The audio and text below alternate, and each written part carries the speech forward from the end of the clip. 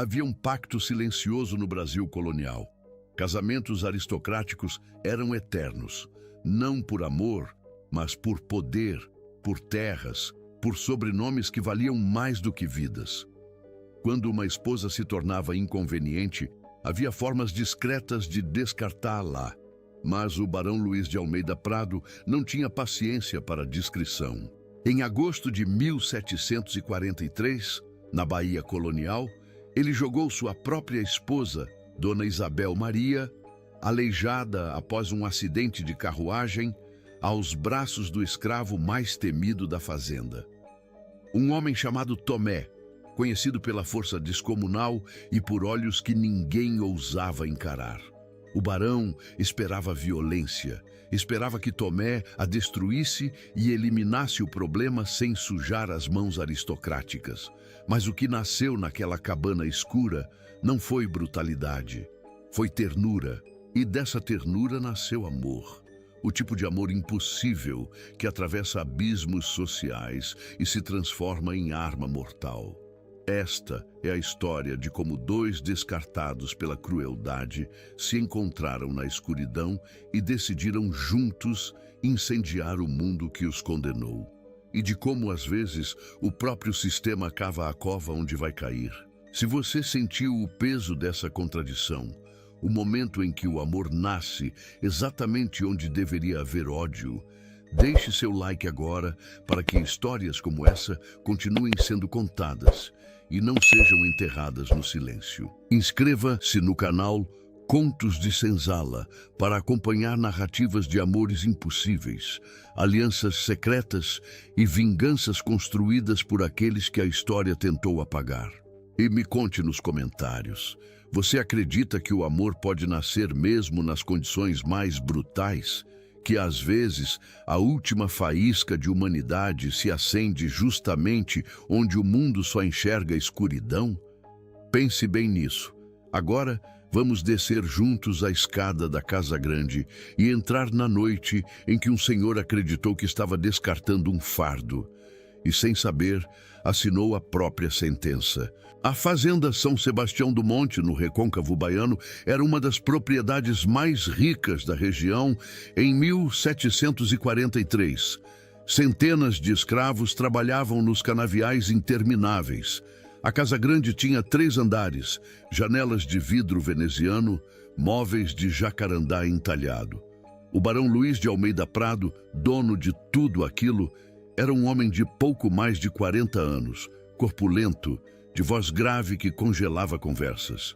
Ele havia se casado com Dona Isabel Maria cerca de 15 anos antes. Ela tinha então 16 anos, filha de uma família nobre, mas falida, de Salvador, entregue ao barão como parte de um acordo que salvou o pai da prisão por dívidas. O casamento nunca foi amor. Foi transação comercial. Ela trouxe o sobrenome antigo e respeitável. Ele trouxe o dinheiro novo e sujo. Isabel aprendeu rápido a ser invisível. Cumpria os deveres de esposa aristocrata sem reclamar. Organizava jantares elaborados, supervisionava as escravas da casa com mão firme, porém justa.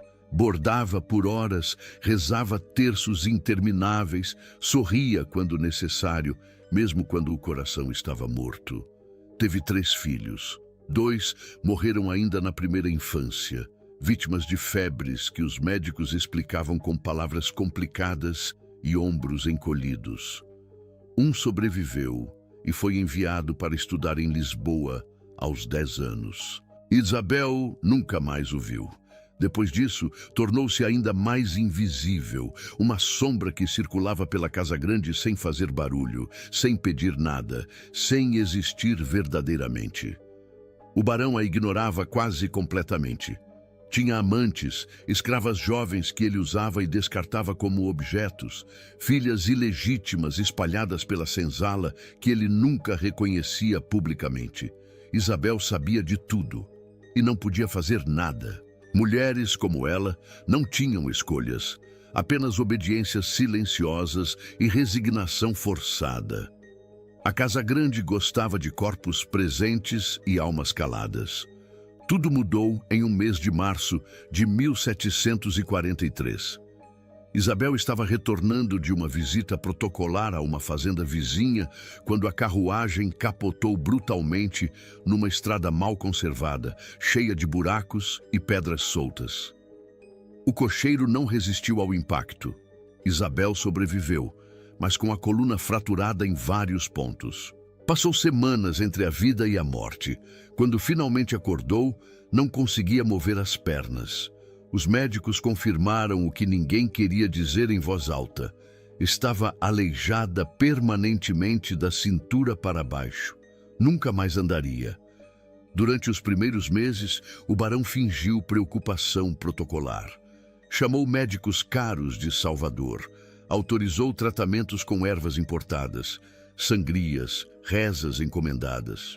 Mas quando ficou absolutamente claro que Isabel nunca voltaria a andar, a máscara de esposo preocupado caiu sem cerimônia. Ele parou de visitá-la. Parou de perguntar como estava. Parou até de fingir que ela existia. Isabel foi movida para um quarto menor no segundo andar da casa grande. Um quarto sem janelas amplas, sem vista, sem nada que lembrasse a vida que ela tinha antes. Um cômodo que mais parecia prisão elegante. Ela passava os dias em uma cadeira de rodas rudimentar, feita às pressas por um carpinteiro da fazenda. 2 rodas grandes e desajeitadas de madeira, assento acolchoado com pano grosso. Apoios para pés que não sentiam mais nada, que nunca mais sentiriam. Uma escrava jovem chamada Feliciana cuidava dela. Ajudava a se vestir, a comer, a lavar o corpo que já não obedecia. Feliciana era gentil. Às vezes, quando achava que ninguém ouvia, cantarolava canções africanas baixinho. Isabel se agarrava àquelas melodias como se fossem a única coisa que a mantinha viva. Naquele quarto esquecido, era a única música que ainda ousava desafiar o silêncio imposto. Isabel sabia o que estava acontecendo. Ouvia as risadas vulgares do barão, vindas do andar de baixo. Ouvia os gemidos das escravas que ele arrastava para o quarto dele à noite. Sentia, dia após dia, que estava sendo apagada sistematicamente, que logo ele encontraria uma forma definitiva de se livrar dela. Naquela sociedade, bastava alguém poderoso decidir que uma vida era peso morto, para que o resto do mundo aceitasse em silêncio. O que aconteceu, porém, foi pior do que qualquer coisa que Isabel imaginara em seus piores pesadelos. Numa noite sufocante de agosto, quando o calor era tão denso que parecia sólido, o barão subiu cambaleante ao quarto dela. Estava visivelmente bêbado, cheirando a aguardente forte e suor azedo. Olhou para Isabel com uma expressão vazia, fria, quase divertida. E disse, saboreando cada palavra como se fosse vinho caro: "Você não serve mais para nada, Isabel, nem para me dar herdeiros, nem para andar ao meu lado em público, nem para decorar minha mesa nos jantares. É apenas um peso morto nesta casa, um desperdício de comida e espaço." Isabel não respondeu. Aprendera há muito tempo que qualquer coisa que dissesse apenas pioraria tudo. Silêncio era a única defesa que tinha. O barão continuou, com prazer cruel visível nos olhos. "Vou resolver esse problema hoje. Vou te dar ao Tomé. Ele vai fazer o que eu não tenho estômago para fazer. Vai te usar, te quebrar, te destruir. E amanhã de manhã você não será mais problema meu. Apenas mais uma escrava que..." Desapareceu. Isabel sentiu o sangue gelar nas veias. Tomé. Todos na fazenda conheciam aquele nome, o escravo mais temido de São Sebastião do Monte. Um homem enorme, de quase 2 metros de altura, músculos espessos como cordas de navio, cicatrizes profundas por todo o corpo que contavam histórias de sofrimento que ninguém ousava perguntar. Diziam que ele havia matado um feitor alguns anos antes. Alguns sussurravam que foi legítima defesa, quando o feitor tentou violentá-lo. Outros diziam que foi brutalidade pura e incontrolável. Tomé não foi enforcado porque o barão precisava de braços fortes nos campos. Em vez disso, recebeu um castigo tão prolongado que quase o destruiu. Dias seguidos sob o açoite, diante de todos, até que as costas nunca mais voltassem a ser como antes. Sobreviveu e voltou ao trabalho ainda mais silencioso, mais fechado, mais perigoso. A fazenda inteira entendeu o recado. Havia dores que não se descreviam em voz alta. Ninguém se aproximava de Tomé, nem os outros escravos. Ele trabalhava sozinho nos campos mais distantes, dormia sozinho numa cabana isolada, comia sozinho. Era tratado como um animal feroz que podia ser útil se mantido preso na corrente certa. E era para esse homem que o barão estava entregando Isabel como se fosse lixo. Algumas horas depois, 4 escravos fortes carregaram Isabel, cadeira de rodas e tudo, escada abaixo. Atravessaram o terreiro sob a lua cheia, que iluminava tudo com luz espectral. Passaram pela senzala principal, onde rostos assustados observavam em silêncio, e a levaram até uma cabana isolada nos fundos da propriedade. A cabana onde Tomé vivia sozinho, longe de todos, como castigo permanente. O barão estava lá, observando. Sorrindo aquele sorriso que Isabel odiava, o sorriso de quem tem poder absoluto sobre vidas alheias.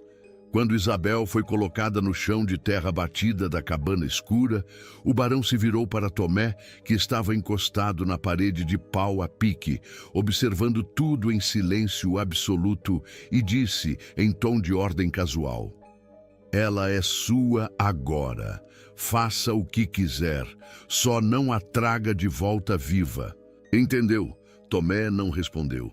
Apenas olhou para o barão com uma expressão impossível de decifrar.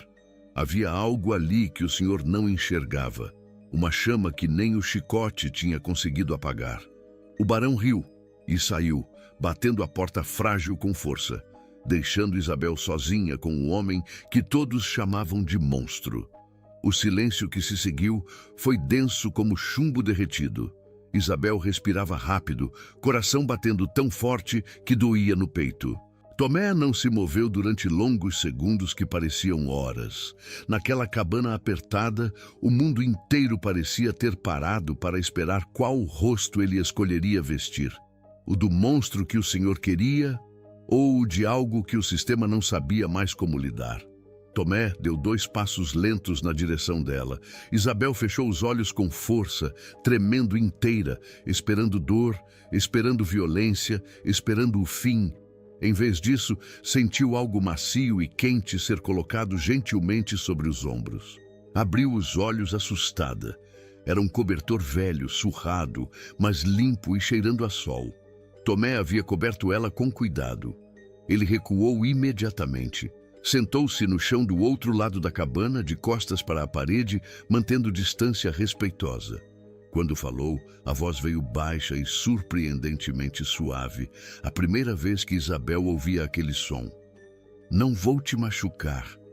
Isabel não conseguiu responder.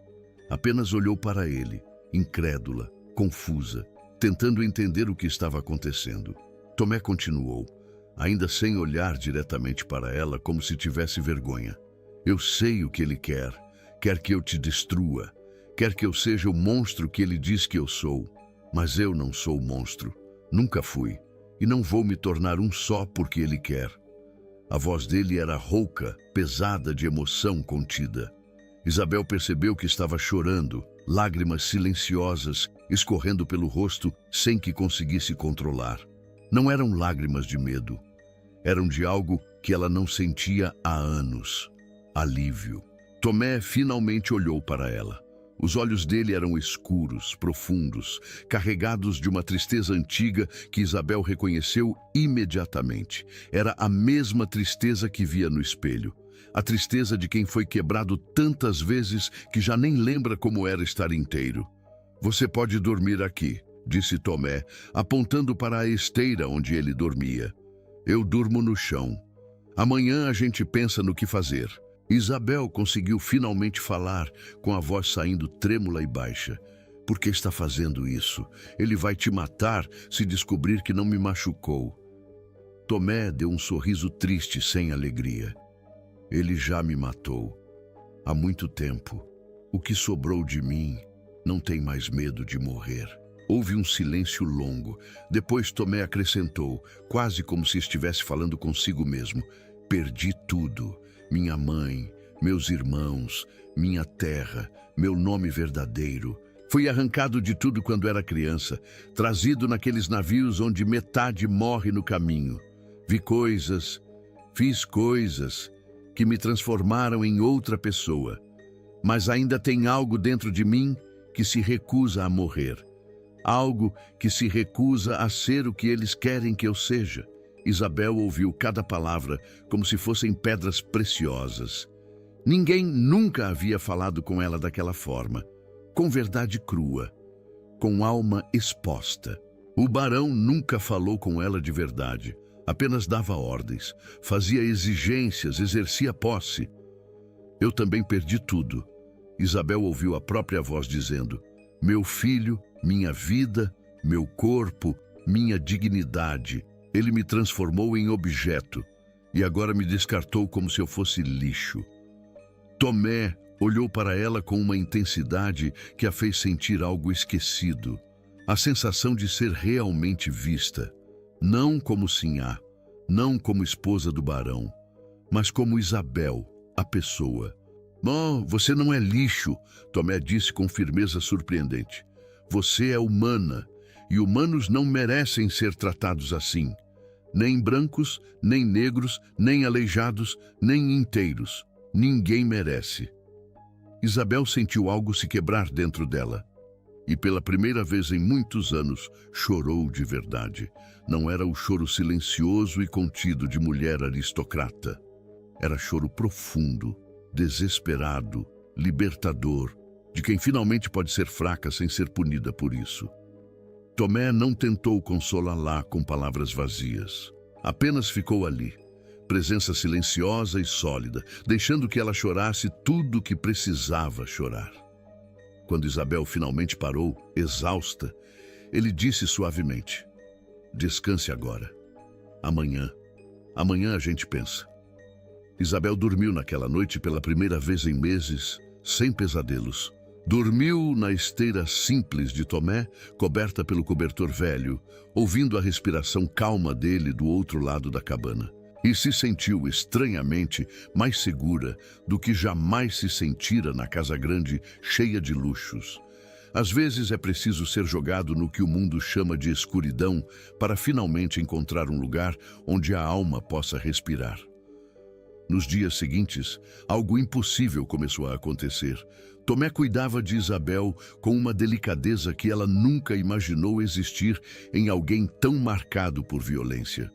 Ajudava a se lavar com água morna que aquecia numa panela velha.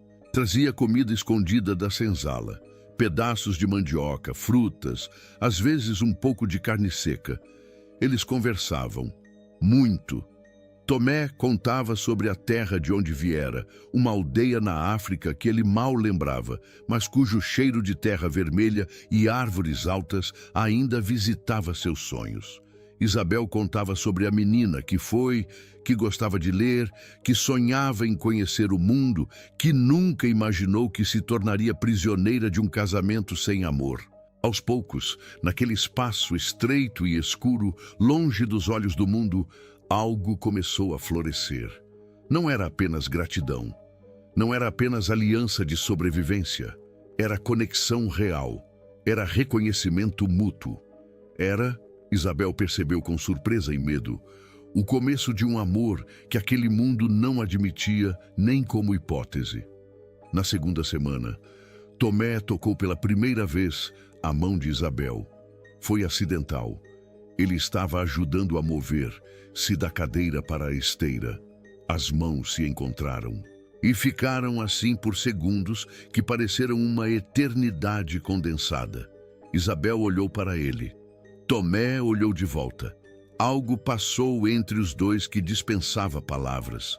Uma pergunta silenciosa, um consentimento tácito, uma permissão mútua para sentir o que estava crescendo, inevitável, no terreno proibido onde haviam sido jogados. Naquela noite, Tomé não dormiu no chão. Deitou-se na esteira ao lado de Isabel, respeitoso, cuidadoso, sem presumir nada. Isabel virou-se para ele, o coração batendo rápido, e sussurrou: "Tenho medo." "De mim?" Tomé perguntou preocupado. "Não, de sentir, de me permitir sentir. Porque sei que isso vai acabar mal. Sei que vão nos separar. Sei que vão nos destruir." Tomé tocou gentilmente o rosto dela, limpando uma lágrima que escorria. "Então vamos fazer valer a pena. Vamos sentir enquanto podemos.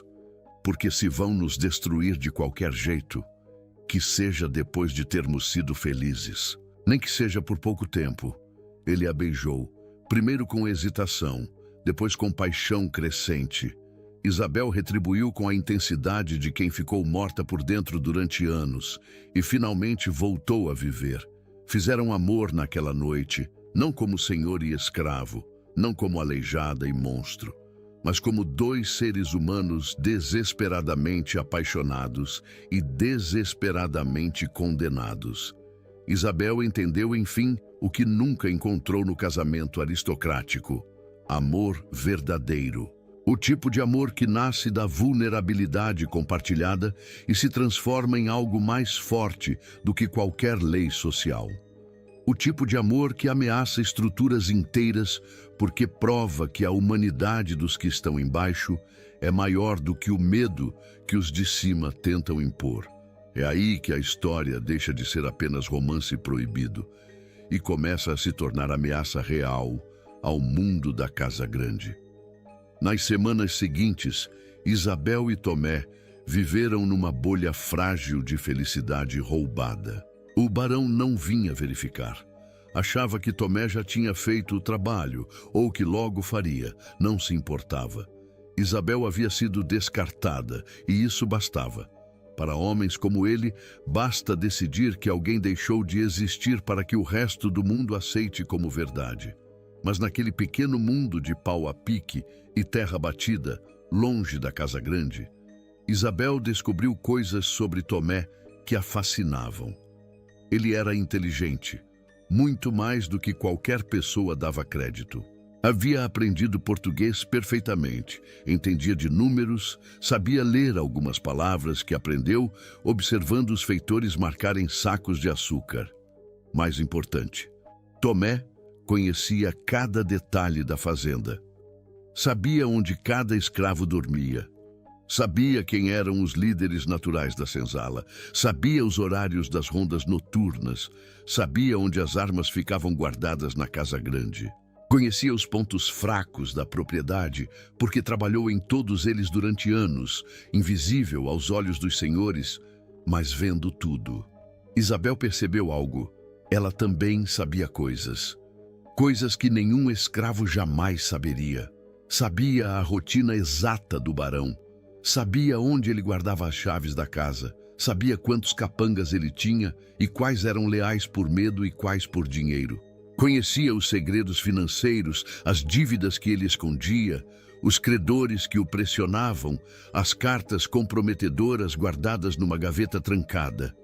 Uma noite, enquanto estavam deitados juntos, Isabel tocou o peito cicatrizado de Tomé e disse baixinho: "E se a gente não aceitasse apenas sobreviver? E se a gente fizesse algo maior?" Tomé virou-se para ela, curioso. "O que você quer dizer?" Isabel respirou fundo. O que estava prestes a dizer era traição completa à sua classe, à sua educação, a tudo que tinha sido. Mas não sentia remorso, apenas clareza. E se a gente destruísse ele? Tomé ficou em silêncio por longos segundos. Depois perguntou, voz carregada de emoção: "Você está falando sério?" "Completamente", Isabel respondeu, e havia aço na voz dela agora. "Ele me descartou. Me jogou para você esperando que me matasse. Tratou você como animal a vida inteira. Estupra escravas. Espanca crianças. Separa famílias. Ele é monstro, Tomé, não você. E monstros precisam ser parados." Tomé sentou-se, olhando para ela com uma mistura de admiração e medo. "Se tentarmos e falharmos, vão nos matar devagar. Vão nos torturar como exemplo. E se não tentarmos? Isabel contra-argumentou. Vamos viver escondidos aqui até ele se cansar e mandar nos matar de qualquer jeito? Ou até você ser vendido para outra fazenda e eu ser jogada num convento para morrer esquecida? Já estamos mortos, Tomé.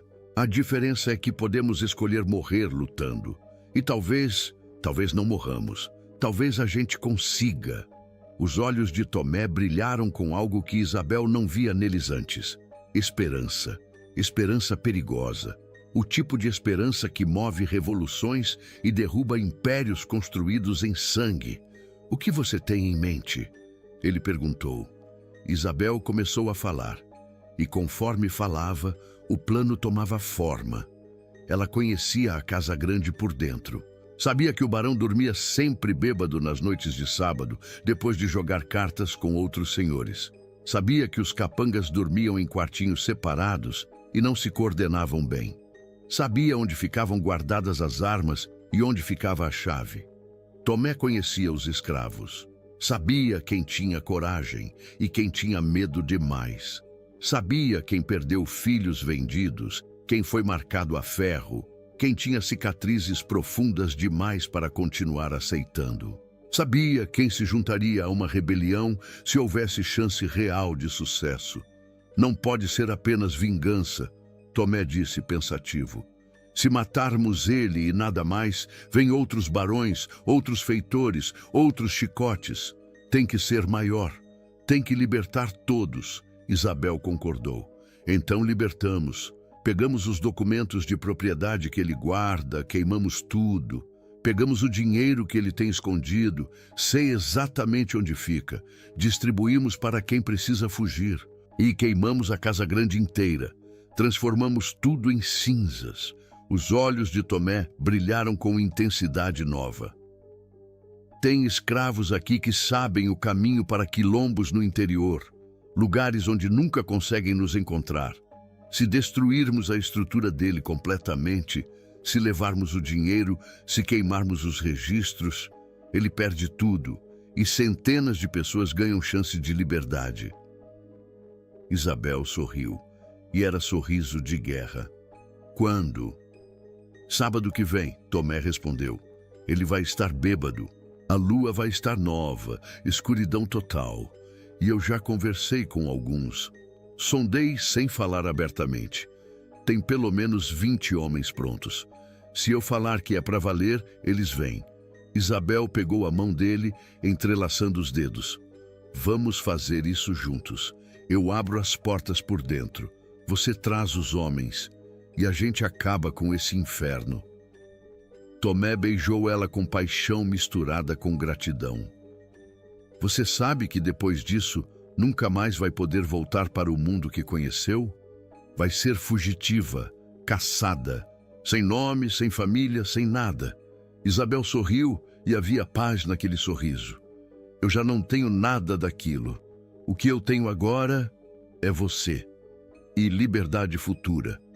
E isso é mais do que tive na vida inteira. Durante a semana seguinte, prepararam tudo em segredo absoluto. Tomé conversou com os 20 escravos de confiança, homens que tinham sido quebrados e reconstruídos, que tinham cicatrizes profundas e raiva mais profunda ainda. Explicou o plano, mostrou que havia chance real, prometeu que quem quisesse fugir depois teria dinheiro e direção. Todos aceitaram, alguns choraram, outros apenas apertaram os punhos com força. Todos entenderam, era chance única. Ou liberdade ou morte. Não havia meio termo. Isabel, nos momentos em que Feliciana vinha trazer comida, fingia estar quebrada, doente, quase morta. Feliciana acreditava. Reportava ao barão que a Sinhá não duraria muito mais. O barão ria satisfeito. Achava que o problema estava se resolvendo sozinho. Ele não imaginava que dentro daquela cabana humilde, 2 corações unidos estavam planejando seu fim completo. Não imaginava que a mulher que descartou conhecia cada segredo da Casa Grande, que o escravo que tentou transformar em monstro conhecia cada fraqueza da fazenda, e que juntos eles eram mais perigosos do que qualquer exército poderia ser. Na noite de sexta, véspera do dia marcado, Isabel e Tomé ficaram acordados até tarde, deitados juntos, apenas respirando, sentindo a presença um do outro. Sabiam que podia ser a última noite. Sabiam que podiam morrer no dia seguinte. Se eu morrer amanhã, Isabel sussurrou, quero que saiba que valeu a pena. Cada segundo. Prefiro ter vivido essas semanas com você do que uma vida inteira naquela prisão dourada. Tomé a abraçou forte. Não vamos morrer. Vamos vencer. E vamos viver. Juntos. Longe daqui. Livres. E fizeram amor pela última vez antes da Revolução, com ternura, com paixão, com a intensidade de quem sabe que está prestes a cruzar uma linha irreversível e não olhar para trás nunca mais. Sábado chegou com céu carregado e lua nova, escuridão perfeita. O barão passou a tarde jogando cartas com 3 senhores de fazendas vizinhas, bebendo aguardente cara importada de Portugal, rindo alto de piadas vulgares sobre escravas e esposas. Perto da meia-noite, quando os convidados finalmente foram embora, ele subiu cambaleante para o quarto, bêbado demais para tirar as botas. Isabel estava pronta. Tomé havia conseguido trazê-la de volta à casa grande, escondida numa carroça coberta com palha, entrando por uma porta lateral que ela mesma indicara. Agora estava escondida, num quarto de despejo no primeiro andar, coração batendo forte, cadeira de rodas ao lado, esperando o sinal. Meia hora depois da meia-noite, Isabel ouviu o ronco alto e irregular do barão ecoando pelo corredor. Estava profundamente inconsciente. Era a hora. Isabel moveu a cadeira silenciosamente pelo corredor escuro que conhecia de memória. Chegou ao escritório do barão. A porta estava trancada, mas ela sabia onde ele escondia a chave reserva, debaixo de um vaso decorativo no corredor. Pegou a chave com mãos trêmulas. Abriu a porta. Dentro, foi direto à gaveta onde ficavam guardados os documentos de propriedade dos escravos, centenas de nomes, centenas de vidas reduzidas a papel e tinta. Pegou todos. Depois abriu o cofre. Ela sabia a combinação porque vira o barão abrir dezenas de vezes, sem nunca imaginar que a esposa invisível estava observando, memorizando. Dentro, maços de dinheiro, moedas de ouro, joias. Encheu uma bolsa de couro. Finalmente, pegou as chaves das armas. Desceu silenciosamente até a sala, onde ficavam guardadas espingardas, facões, pistolas. Destravou tudo. E então foi até a porta da frente da casa grande. A porta enorme de madeira maciça que separava o mundo dos senhores do mundo dos escravos. A porta que nunca se abria de dentro para fora com convite, e abriu. Tomé estava do outro lado esperando. Com ele, 20 homens, silenciosos como sombras, olhos brilhando na escuridão com mistura de medo e determinação. Quando viram a porta se abrir e Isabel ali, na cadeira de rodas, segurando a bolsa de dinheiro e acenando para entrarem, algo mudou nos rostos deles. Perceberam que era real, que não era sonho, que pela primeira vez na vida tinham chance. Entraram em silêncio absoluto. Isabel indicou onde ficavam as armas. Os homens se armaram rapidamente, facões, espingardas, machados. Não eram soldados treinados, eram homens desesperados. Mas desespero, quando direcionado, vira força que nenhum exército consegue comprar. Isabel sussurrou para Tomé. Os capangas dormem nos quartos do segundo andar, ala leste. São 5. Precisam neutralizar sem barulho, ou toda a região vai acordar. Tomé acenou. Escolheu 4 homens. Subiram as escadas como fantasmas. Minutos depois, voltaram. Os capangas estavam amarrados, amordaçados, trancados num quarto. Não tinham conseguido nem gritar. Isabel então apontou para as escadas principais. Ele está no quarto do terceiro andar, sozinho, bêbado, desarmado. Os 20 homens olharam para ela, esperando ordem, esperando permissão. Isabel olhou para Tomé. Ele entendeu a pergunta silenciosa.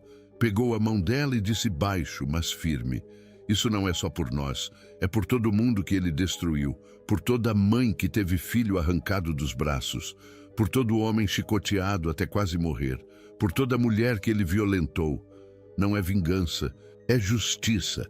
Isabel concordou e disse, voz firme agora: então subam, façam o que tem que ser feito, rápido, e depois queimem tudo. Os homens subiram. Isabel ficou embaixo com Tomé. Não queria ver, não precisava ver. Apenas esperou, ouvindo o próprio coração martelar no peito, sabendo que estava cruzando uma fronteira da qual não havia volta. Gritos abafados vieram do terceiro andar. Duraram menos de 1 minuto. Depois, silêncio. Um dos homens desceu, rosto sem expressão. Acabou. Isabel fechou os olhos. Sentiu alívio profundo. O homem que a descartara, que a jogara para ser destruída, que destruíra centenas de vidas, estava morto.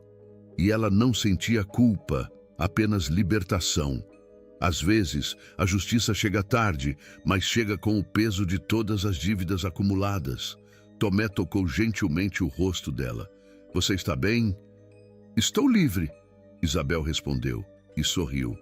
Sorriso verdadeiro, pela primeira vez em anos. Mas não podiam parar. Ainda tinham trabalho. Tomé reuniu os homens. Acordem todo mundo da senzala, peguem tudo que puderem carregar, comida, roupas, ferramentas, distribuam o dinheiro, 10 moedas de ouro para cada família. É suficiente para começar longe daqui. Os homens correram para a senzala. Acordaram todos. No início, confusão, medo.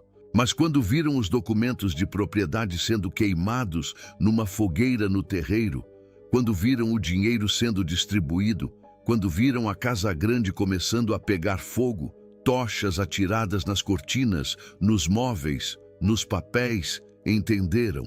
Era liberdade, real, concreta, agora. Algumas famílias decidiram ficar, velhos demais, doentes demais, sem força para fugir. Mas a maioria pegou tudo o que podia e seguiu os homens que conheciam o caminho para os quilombos no interior da Bahia. Lugares escondidos nas matas densas, onde capitães do mato nunca conseguiam chegar. Lugares onde pessoas livres construíam comunidades longe dos senhores. Isabel assistiu a tudo da cadeira de rodas, no meio do terreiro, com Tomé ao lado. Viu a casa grande, aquela prisão dourada onde definhou por anos ser consumida pelas chamas. Viu o fogo subir alto, iluminando a noite inteira como segundo sol. É bonito, Isabel disse, olhando o incêndio. Tomé olhou para ela surpreso. Fogo? Libertação, Isabel corrigiu. Toda aquela mentira virando cinzas. Todo aquele poder falso desmoronando. É a coisa mais bonita que já vi. Feliciana apareceu correndo, carregando uma trouxa pequena. Ajoelhou-se na frente de Isabel chorando. Sinhá, obrigada, obrigada, você nos libertou. Isabel segurou as mãos dela. Não me chame de Sinhá, nunca mais. Me chame de Isabel. E você não precisa agradecer. Eu também estava presa. Só consegui sair porque Tomé me mostrou que era possível. Feliciana abraçou ela forte. Depois se levantou e correu para se juntar ao grupo que estava partindo. Quando o último grupo saiu, mais de 200 pessoas caminhando em fila longa pela estrada de terra na escuridão, carregando liberdade recém-conquistada, Tomé perguntou: e a gente? Para onde vamos? Isabel olhou para ele com amor profundo e tranquilo. Para onde você quiser. Quilombo, vila distante, outra província, não importa, contanto que seja junto. Tomé a beijou ali, no meio do terreiro, com a casa grande queimando atrás deles, com cheiro de fumaça e futuro no ar. Quando se separaram, ele disse: tem um quilombo a 3 dias de caminhada, lugar bom, seguro.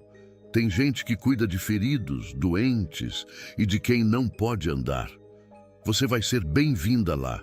A gente vai ser bem-vindo. Isabel concordou. E enquanto Tomé a carregava nos braços, cadeira de rodas deixada para trás, porque onde iam construiriam outra melhor, e começavam a caminhar pela estrada escura rumo ao interior, Isabel olhou uma última vez para trás. A casa grande estava desmoronando em chamas, e ela nunca se sentiu tão leve. A caminhada foi longa e brutal. Tomé carregou Isabel nos braços durante horas, até não aguentar mais. Então construiu uma maca improvisada com galhos e panos, e 2 outros homens ajudaram a carregar. Isabel insistia que a deixassem, que seguiriam mais rápido sem ela. Tomé recusava sempre. Não te salvei para te perder agora. Vamos juntos ou não vamos? No 3º dia, estavam exaustos, famintos, com os pés sangrando, mas chegaram. O quilombo estava escondido numa clareira cercada por mata fechada, invisível de qualquer estrada. Havia cabanas de pau a pique, plantações organizadas, crianças brincando, pessoas vivendo livres. O líder do quilombo, um homem idoso chamado Benedito, que fugira de uma fazenda cerca de 40 anos antes, recebeu o grupo com cautela inicial. Mas quando ouviram a história, quando viram Isabel e Tomé juntos, quando entenderam que uma sinhá havia traído a própria classe para libertar escravos, a cautela virou admiração. Vocês são bem-vindos aqui, Benedito disse. Todos vocês construíram algo raro, liberdade conquistada com inteligência, não só com sangue. Isso merece respeito. Deram a Isabel e Tomé uma cabana pequena, mas confortável. Nos meses seguintes, adaptaram-se à nova vida. Isabel aprendeu a trabalhar com as mãos, tecer, costurar, ensinar crianças a ler com o pouco que lembrava. Tomé trabalhou nas plantações, ajudou a construir novas cabanas, ensinou técnicas de defesa, e à noite voltavam para a cabana. Deitavam-se juntos, conversavam por horas, faziam amor com ternura crescente e eram, finalmente, felizes. Notícias da destruição da fazenda São Sebastião do Monte chegaram ao quilombo meses depois. Diziam que as autoridades procuravam os responsáveis, que havia recompensa pela captura de Tomé, que a louca aleijada que traiu a própria classe era procurada também, mas com menos urgência. Afinal, mulher aleijada não parecia ameaça real. Isabel ria disso. Se soubessem o que mulher aleijada pode fazer quando decide parar de obedecer, mas sabiam que não podiam baixar a guarda. Capitães do mato circulavam pela região. Algumas vezes chegaram perto do quilombo, mas nunca encontraram. A mata era densa demais e os moradores do quilombo conheciam cada trilha, cada esconderijo.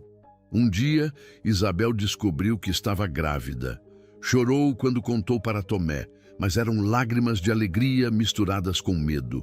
Alegria porque teria filho do homem que amava. Medo porque o mundo era cruel com filhos de mulheres brancas e homens negros. Tomé a abraçou forte. Nosso filho vai nascer livre, não como escravo, não como aleijado de vergonha, mas livre, e vai crescer sabendo que os pais dele lutaram pela liberdade. Isso é mais do que a maioria pode dizer.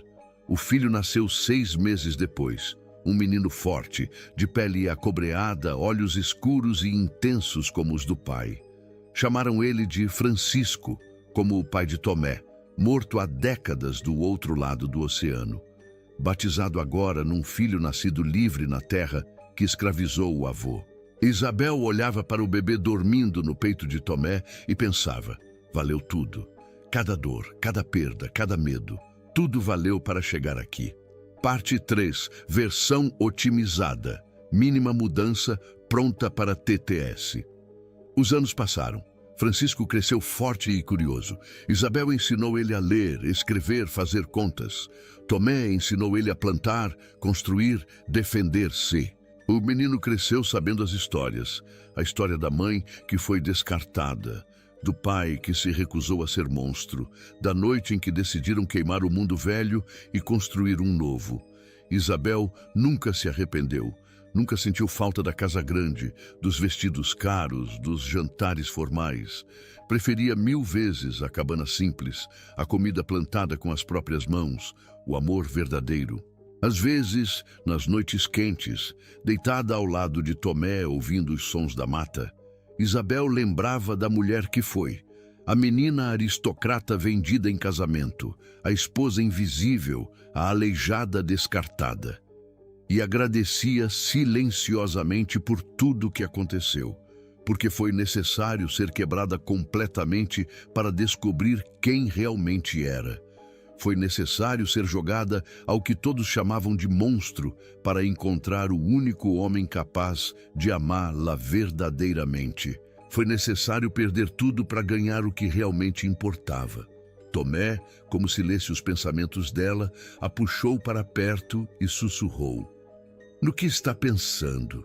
"Em como o barão achava que estava me destruindo", Isabel respondeu.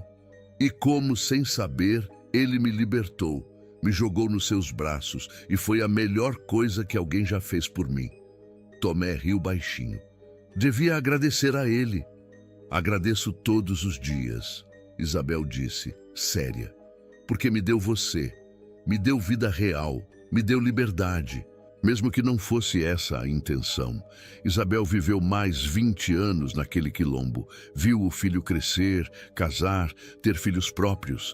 Viu a comunidade crescer, prosperar, resistir a ataques, sobreviver. Viu Tomé envelhecer ao seu lado, cabelos ficando brancos, corpo ainda forte, mas marcado pelo tempo. Morreu com pouco mais de 50 anos, idade avançada para quem viveu o que viveu. Morreu na cabana que dividiu com Tomé por décadas, cercada por ele, pelo filho, pelos netos. Morreu em paz. Suas últimas palavras foram para Tomé, sussurradas com a pouca força que restava. "Obrigada por me mostrar que amor existe, que liberdade é possível, que nem tudo está perdido." Tomé segurou a mão dela até o fim, chorando silenciosamente. Quando Isabel fechou os olhos pela última vez, ele beijou a testa dela e sussurrou: "Foi você que me mostrou. Foi você que me salvou também. A gente se salvou um ao outro." Enterraram Isabel no pequeno cemitério do Quilombo, debaixo de uma árvore frondosa. Não havia lápide elaborada, apenas uma cruz simples de madeira com o nome gravado: Isabel. Não dona, não senhora, apenas Isabel. Tomé visitava o túmulo todos os dias até morrer, 3 anos depois. Foi enterrado ao lado dela. E a história deles virou lenda no quilombo, contada de geração em geração como prova de que amor verdadeiro pode nascer até nas condições mais impossíveis. E que, às vezes, os descartados pelo mundo se juntam e constroem algo mais forte do que qualquer poder poderia destruir. A história de Isabel e Tomé não ficou restrita ao quilombo. Espalhou-se, passou de boca em boca nas senzalas da Bahia, depois de outras províncias. Virou sussurro, virou lenda, virou esperança. Contavam sobre a sinhá que traiu a própria classe por amor a um escravo. Sobre o escravo que se recusou a ser monstro. Sobre a noite em que queimaram a Casa Grande e libertaram centenas. Sobre o amor impossível que se tornou possível. Senhores de engenho odiavam a história, tentavam suprimi-la, puniam escravos que fossem pegos contando, mas história boa não morre, apenas se transforma, ganha novas versões, sobrevive nas sombras. Em algumas versões, Isabel era santa que sacrificou tudo. Em outras, era revolucionária feroz.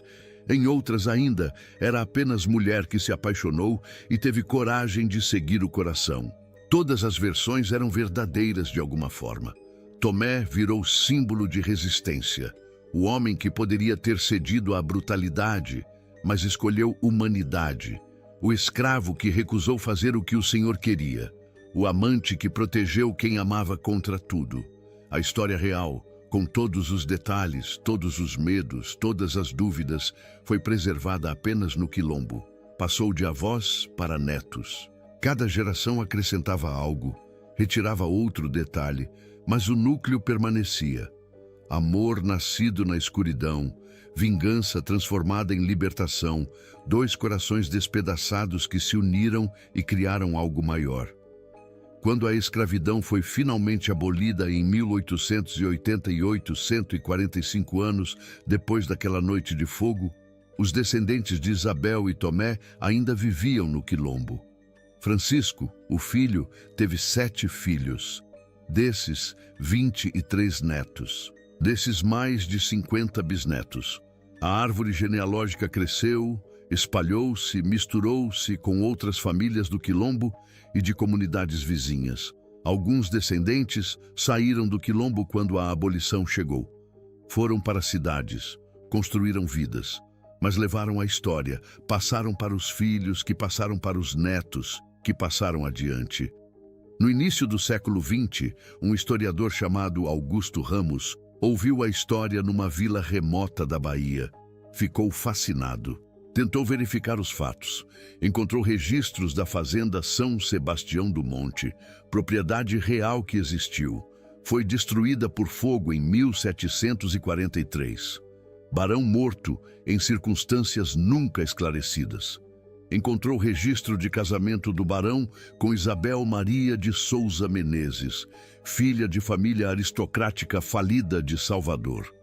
Encontrou registro de que Isabel desapareceu depois de um acidente que a deixou incapacitada. Autoridades na época assumiram que morreu e foi enterrada sem registro adequado. Não encontrou nada sobre Tomé, porque escravos raramente apareciam em registros além de listas de propriedade. Mas encontrou relatos de insurreição violenta na fazenda, incêndio criminoso, fuga em massa de escravos. Augusto escreveu um artigo acadêmico em 1923, conectando os pontos. Sugeriu que a história popular tinha base real. O artigo foi ignorado pela academia da época. Consideraram especulação romântica demais para ser levada a sério. Mas a história continuou viva. Nos quilombos, nas favelas, nos terreiros, nos lugares onde a memória não precisa de papel oficial para existir.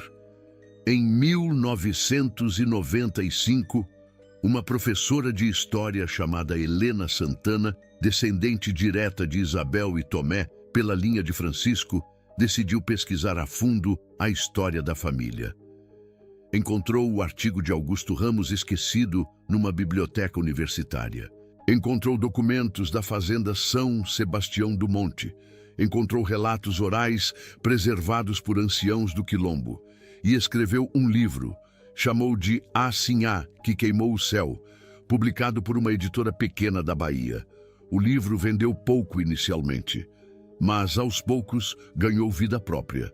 Foi adotado em escolas, virou tema de dissertações, chegou a rodas de conversa em movimentos sociais. Helena recebeu ameaças. Alguns descendentes de famílias aristocráticas da Bahia não gostaram de ver o nome de ancestrais associados à brutalidade e derrota moral. Mas Helena não recuou. Sabia que a história precisava ser contada. Em 2018, quase 280 anos depois daquela noite de fogo, o Quilombo, onde Isabel e Tomé viveram, foi oficialmente reconhecido como patrimônio histórico. Ergueram um pequeno memorial no local onde ficava a cabana dos dois. Uma placa simples de bronze com os nomes Isabel Maria e Tomé, e abaixo, amor que libertou centenas. Descendentes diretos de Isabel e Tomé, hoje somam mais de 2.000 pessoas espalhadas pelo Brasil. Alguns sabem da história, outros nunca ouviram falar. Mas todos carregam no sangue a herança de 2 seres humanos que se recusaram a aceitar o papel que o mundo quis impor. A fazenda São Sebastião do Monte nunca foi reconstruída. As ruínas ainda existem, cobertas por mato, visitadas ocasionalmente por historiadores e curiosos. Dizem que, em noites de lua cheia, ainda dá para sentir o cheiro de fumaça no ar. Dizem que o vento carrega sussurros de liberdade. Não é assombração, é memória. Em uma escola municipal de Salvador, uma professora jovem conta a história de Isabel e Tomé para crianças de 10 anos. Algumas ficam em silêncio, outras fazem perguntas. Uma menina negra levanta a mão e pergunta: "Professora, essa história é de verdade?" A professora sorri. É de verdade, e sabe o mais importante? Ela nos ensina que amor não é fraqueza, que resistência não precisa ser sempre barulhenta, e que, às vezes, os maiores atos de revolução começam quando duas pessoas descartadas pelo mundo decidem se ver como humanos. A menina sorri de volta e guarda aquela história no coração. Talvez um dia conte para os filhos dela, e a história continua viva. Em uma praça de Salvador, próxima ao Pelourinho, há uma estátua pequena, quase escondida entre árvores. É Isabel sentada numa cadeira de rodas simples e Tomé em pé ao lado dela, mão no ombro dela. Não há nomes na base da estátua, apenas uma frase: "Quem o mundo descarta, a história às vezes eleva." Turistas passam e tiram fotos sem saber a história completa. Mas os moradores sabem. E nas noites de sábado, quando a praça fica vazia, algumas pessoas deixam flores aos pés da estátua. Flores brancas e vermelhas. Paz e luta, amor e revolução. A história de Isabel e Tomé não terminou naquela noite de fogo em 1743. Continua viva. Porque toda vez que alguém descartado se recusa a aceitar o lugar que lhe impuseram, toda vez que amor nasce onde deveria haver ódio, toda vez que os últimos decidem reescrever o roteiro dos primeiros, a história deles acontece de novo e continuará acontecendo. Porque cicatrizes, quando tratadas com amor e coragem, não apodrecem. Elas viram sementes, e sementes, quando plantadas em solo fértil, regado por sangue e lágrimas de quem veio antes, viram florestas inteiras que nenhum machado consegue derrubar. Agora que você ouviu essa história até o fim, preciso te fazer uma pergunta que não tem resposta fácil. E quero que você leve ela a sério. Porque essa pergunta não é sobre Isabel, não é sobre Tomé, não é sobre o barão. Essa pergunta é sobre você. Se a sua vida fosse julgada não pelos dias em que você foi gentil, não pelos momentos em que ajudou alguém, mas pelos momentos em que teve poder sobre outra pessoa, como você seria lembrado? Se alguém dependesse de você para comer, para dormir em paz, para ser tratado com dignidade, o que essa pessoa diria de você quando tivesse coragem de falar a verdade? Porque o Brasil de 1743 acabou, é verdade. Ninguém mais tem escravos legalmente. Ninguém mais queima documentos de propriedade humana em fogueiras no meio da noite. Mas as correntes não desapareceram. Elas só mudaram de forma. As correntes de ferro viraram contratos que ninguém lê. Dívidas que nunca terminam, jornadas que consomem vida inteira sem deixar nada em troca. As senzalas viraram cortiços, viraram favelas sem saneamento, viraram cômodos alugados onde famílias inteiras dormem em cima umas das outras. E o pior, os barões não sumiram, eles só trocaram o título. Hoje não se chamam barões, chamam-se patrões, chamam-se chefes, chamam-se donos e continuam descartando gente, continuam jogando seres humanos para serem destruídos quando não servem mais. Continuam achando que poder sobre a vida alheia é direito natural de quem nasceu no lugar certo. Então eu te pergunto de novo, e dessa vez quero que você sinta o peso da pergunta.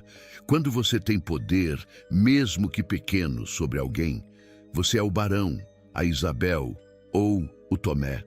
Você é quem descarta, quem é descartado, ou quem se recusa a ser monstro, mesmo quando o mundo inteiro espera isso de você?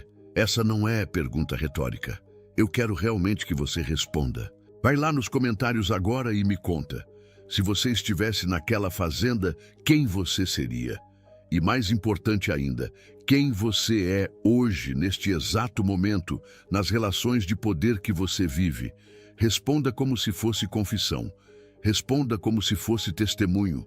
Porque histórias como essa só têm valor se nos forçam a olhar no espelho e encarar o que realmente somos. E se você acredita que verdades duras como essa precisam ser ouvidas, que histórias de gente descartada, que se reergueu e queimou o sistema precisam chegar em mais pessoas, então deixe seu like agora e se inscreva neste canal.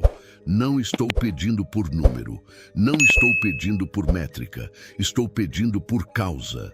Porque cada like, cada inscrição, cada compartilhamento é uma forma de garantir que o passado não seja enterrado em silêncio por quem prefere que a gente esqueça. Isabel e Tomé não estão mais aqui para contar a história deles, mas nós estamos. E enquanto houver gente disposta a ouvir, a memória deles não morre. E enquanto a memória não morre, a esperança de que outros descartados se levantem e reescrevam o próprio destino continua viva. Porque no fim, a lição que essa história nos deixa é simples e brutal. Ninguém constrói império em cima de sangue alheio sem um dia pagar a conta. Pode demorar. Pode parecer que o opressor sempre vence. Mas toda casa grande tem um ponto fraco. E toda sinhá descartada, todo escravo chamado de monstro, carrega dentro de si o poder de incendiar o mundo que os condenou. A história de Isabel e Tomé é a prova de que amor verdadeiro, quando encontra coragem, vira revolução. E que revolução, quando bem feita, vira memória. E memória, quando bem contada, vira semente plantada no coração de quem ouve. E dessa semente pode nascer a próxima Isabel, o próximo Tomé, a próxima noite de fogo que vai derrubar mais uma estrutura podre disfarçada de civilização. Então, leve essa história com você. Conte para quem precisa ouvir. E, principalmente, nunca esqueça, você não precisa aceitar o papel que o mundo quer te dar. Você pode reescrever o roteiro, pode abrir as portas que te trancaram, pode incendiar a casa que te aprisionou. E pode sim amar e ser livre, mesmo quando tudo diz que isso é impossível.